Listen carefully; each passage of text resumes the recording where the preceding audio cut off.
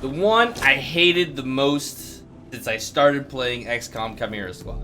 I put myself through the task of leveling him up. I needed to know what's up with this guy. I was so excited to play a Muton in this game. I was like, okay, finally, yes, let's play a Muton. Let's play a bad guy. Like, where do I even start? His only saving grace, I would say, he's like a poor man's Zephyr. Maybe I built him wrong. I may have chosen something wrong. I don't think so. I'll give you my reasoning why. So battering ram is one that is really nice. I just didn't notice it working all that much. So he can make people panic as he bursts through doors. Nice thing is there's a lot of breaching that involves doors in this game. So this can get used at any door and multiple times per mission. That's a saving grace. And what's nice about that is often the enemy will panic. And it could be that right now I'm killing the ones that would panic during the breach. That's a possibility. But then they would shoot each other. That's what happens during panic. He has decent armor. I think he has more armor than everybody else. Maybe except for Claymore. Damage is pretty high because shotguns are pretty high. But he misses so much. Even his bash ability, it doesn't scale. So you're always going to have that 5 damage. Or I think 4 to 5 damage. But it can miss. Often enough, my chance to hit is like about 70%. I don't want to rely on a 70% chance and then putting my troops in harm's way because now they're closer to the enemy. They're surrounded. They're in bad cover because they meleeed. He doesn't have a good vibe for my playstyle. For your playstyle, maybe he's great. So the second one is Aftershock. That basically does an AoE amount of damage to the nearby enemy. So basically, he's like throwing a grenade every time he charges at people. Now, that might sound awesome, but it's a grenade that can miss. Like a frag grenade, not a plasma, not an acid.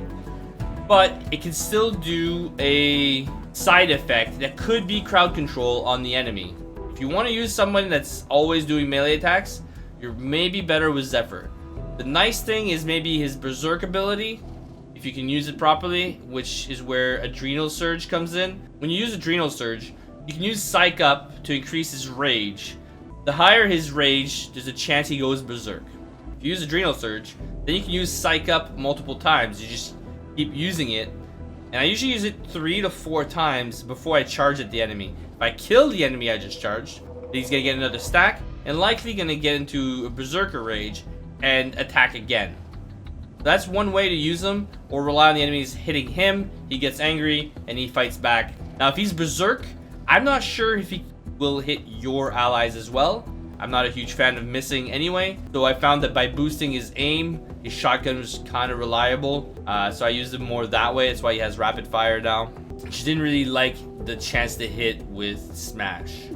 Fear factor. So when you smash, there's a chance you panic the enemy, and again, same thing, you have to hit them first.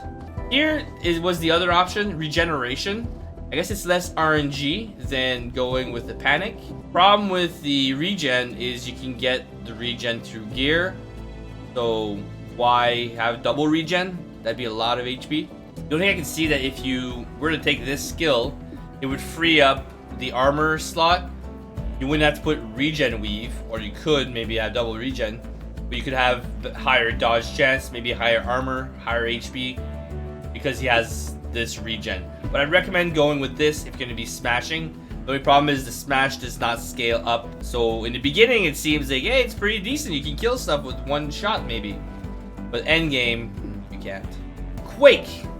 I kind of like this one, but it's only one use per mission. I feel like some of these characters are not well balanced. There are definitely some that are stronger than others. And Quake just feels like a grenade that does maybe 5 to 6 damage.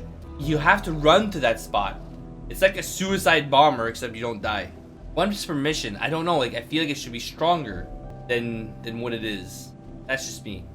And then finally, you unlock counterattack.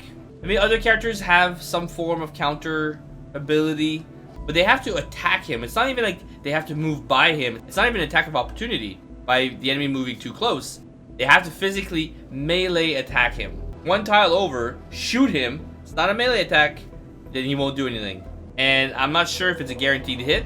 The only nice thing is if you're fighting a lot of chrysalids, You could probably have him in the front line, and hopefully the Chrysalids come for him. Same with Berserkers. They come and want to fight him, because he won't take any damage. He'll block the damage, like parry and then hit them. That's one good thing, but I think there's other characters that can fill that void better. I think he's labeled as a damage dealer, but for me, he doesn't deal that much damage. There's other characters that are better at it than he is. The only nice thing as well is if you use Adrenal Surge, on that turn you can smash twice.